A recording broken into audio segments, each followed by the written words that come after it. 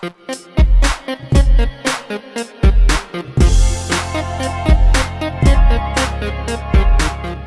thanks for the whooping. Thoughts on Twilight Struggle? So, I mean, I do think this is my favorite two-player game. My favorite two-player game I've ever played. I think it's really good. It's really tight. It's really interesting. No two games play the same. I mean, our two most recent games couldn't have been more different, right? Right. Yeah. Right. So, and it wasn't because you ran horribly. No, it just it was a little bit more maybe balanced, as far as how that played out. So I think card draw in our last game was more negative for me. Agreed. Right? Yeah. I was constantly putting out fires. Right. And so I still had pretty good board position, but you were ahead by a few points when we stopped. Right. So as opposed to this time where I really didn't have any cards I couldn't handle.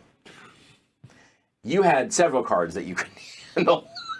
And so it made it much easier for me to still have good board position and kick a bunch of stuff out. Now, so I haven't played this game regularly since maybe 2017 or 2018. And I was reading that expert play has changed, I think. Oh, really? So when people actually say some of the really very best players really push the space race track hard now, which is when I was sort of learning how to play, right, was not sort of seemed to be the done thing, okay, right? You wait because once you get into the late ones, you need 3 ops, right? And so there's some particularly for the Soviets, there's some really terrible middle and late war cards that are 2-op cards, and so if you can't space them, you're in deep doo-doo. Oh, so not pushing it protects you, allows you a flexibility to yeet them into space. But pushing them, particularly if you're the U.S., gives you these special powers. Yeah.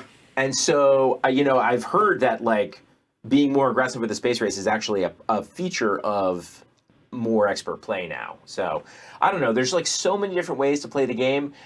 At the same time as there's a kind of a couple of maybe agreed upon openings, which makes it sort of seem I'm kind of locked in. I'm on rails. I don't think the game plays that way at all. It's actually kind of sandboxy, right? And you can look at a hand of cards and reasonably play it several different ways. And a lot of it is reacting to what your opponent does. A lot of it is the double think of trying to figure out what's in your opponent's hand. I know that you know that I know. Yeah. I thought so.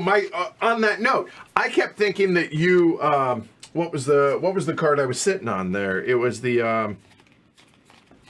Oh God, the Truman Doctrine card.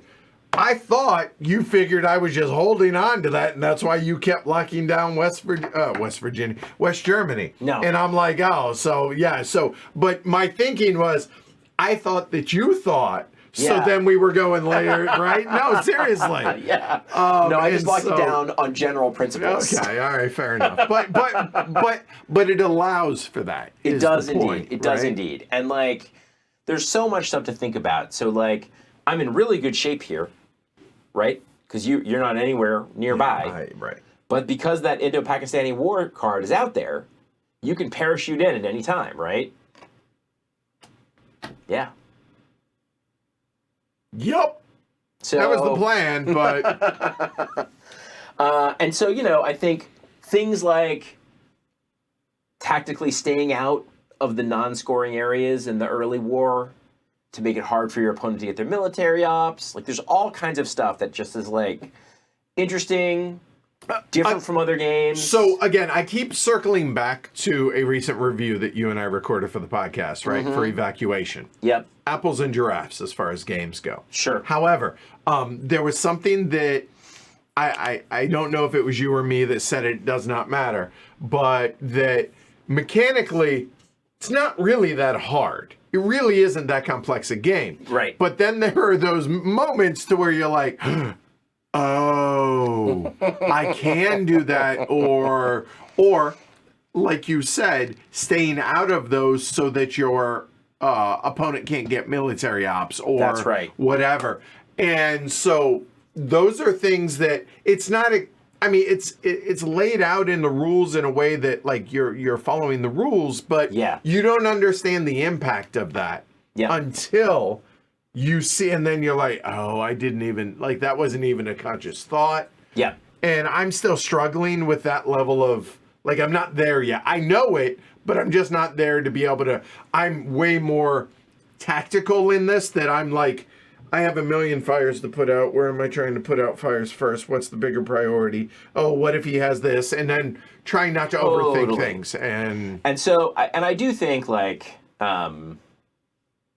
there's just no question that there's no replacement for reps. yeah, In terms of just like feeling more comfortable with that stuff. Yeah. But the game, it's not chess, right? Like, there's some randomness to it. Sure. And so sometimes that randomness can, right? Yeah. Sometimes that randomness can mean that players that are not at equal experience levels can hang together pretty well. Sometimes it means a person with more experience is going to crush even harder. Hi. And look, I mean, it's frustrating when you're on the receiving, like, there, and it just felt like I don't have the skill level in this game to be able to get out of bad positions without some help, whether it's you rolling poorly or you getting a bad, like, I don't have the skill level to be able to overcome once I'm in a hole like that. And so, and there's certain, like, there's certain sort of things that, like, if they don't go your way early on, they're really hard to dig out of. Like, there's no card that's like, oh yeah, hey Lincoln, oh yeah, now you can just have Korea back. Right. That's not out there. You're right. Yeah. Right. Yeah. So, and it doesn't feel, I will say it didn't feel bad that you know the cards and I don't, right? Like, I have a very surface level of the early war, but that's not the problem. The problem is, oh, okay, clearly there are these options or that these possibilities, and I have to prepare. What is the more likelihood of and that it's just, there's an experiential gap for sure in this game. Yeah. But that said, there is enough randomness in this that sure, you might win 8 out of 10 games. Mm-hmm. But that 25 or 20% is enough for me to be willing to get my head kicked in. I think that's right. So given that it's a high complexity game, I actually think compared with a lot of other games like this, it is less bad to be in a skill deficit in this game. Because there's enough randomness. Because there's enough randomness, right? It's not a bad game to learn with somebody who plays better than plays more than you. And I'm sure that there is a level there that, people who are at a level further than where you are, they can just mitigate. They know that like the chess moves. They know the counter to, okay, this went really badly for me. Okay, I'm in a deficit, but I know that I can look for these combos later, whatever it might be. I think that's right. There are, true experts, I think, probably can mitigate a lot of the stuff. Right. So, but let's face it, I'm not going to encounter them. and me neither. You are the most advanced that I'm going to encounter in this, unless Jason wants the lulls, and when we're at Fort Circle Con next month, wants to bash me in. I mean, honestly, at HeavyCon, like you might play somebody who's got a lot more reps than I have. Yeah, fair. So, but yeah, I mean, I just think like.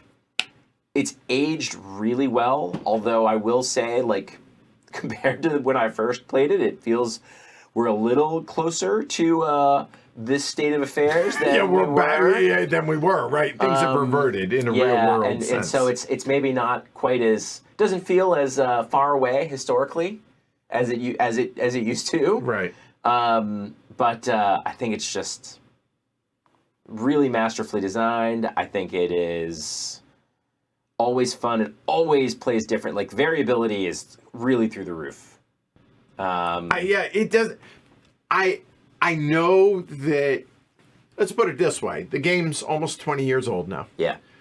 And the expert strategies, if you will, are still evolving. Mm-hmm. I think that's amazing. Absolutely. I think that's a positive because people are finding more depth and more options out there. Right. That is just a testament to how good the game is. And and again, I'm not super well versed from a Twilight Struggle world, Right. but I don't know that the expansion, like a lot of people play with them. I think they're there if you want them, but Yeah. I don't know that the base game needs it. I've never heard bad things about them, but that's kind of where I've always landed. Like, Right. the Yeah. base game is so good that I've never felt like I needed it. That's pretty amazing. Yeah. Yeah.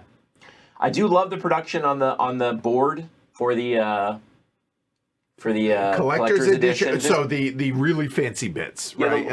the board. This board is just a lot prettier than the board Than that the comes base in the game, deluxe edition. Yeah, I like the board a lot. The tanks are fine. The little ICBM is fine. Like it's not bad to have it, but I wouldn't say crucial. We're sort of two minds about the blocks. So that's something I was going to talk about is okay, and it's not even from a streaming standpoint. This is from a functional standpoint. All right. Yep. So again, in the collector's edition, right? Like it's got a fancy box. Yeah. It's got nice artwork on the board. The interesting thing is the board is like darker blue than lighter blue, which plays havoc for the camera. Not great for the camera, but so these are, in theory, really nice bits, right? So let me go ahead and bring it over. There you go. Right? So, I mean, you got the wooden blocks and all that. But here's the problem. Is that, now, the camera is at a better angle than where my head is. yeah, I can't see the two where I'm sitting on Right. Somalia. Now, if you're high-level play, you know Somalia you already know what the it's a 2. stability levels are for. And most the of these other places. thing, the other downside to this is that is control, that is influence. Yeah. I think that is super clean and ideal. Agreed. This, the solution in the collector's edition, that is influence, that is control. It's just clunkier. I mean, I like the way the pieces look, Right. but I would agree. I don't think they're as usable. Right. And the dice are fine in the collector's edition, but they're printed on, so not super keen on that. Yeah. But do these dice also come in the collector's edition? No. I don't think. I think I added those. I'm not sure. These are super star sharp. and These I like they quite are. a bit. Yeah.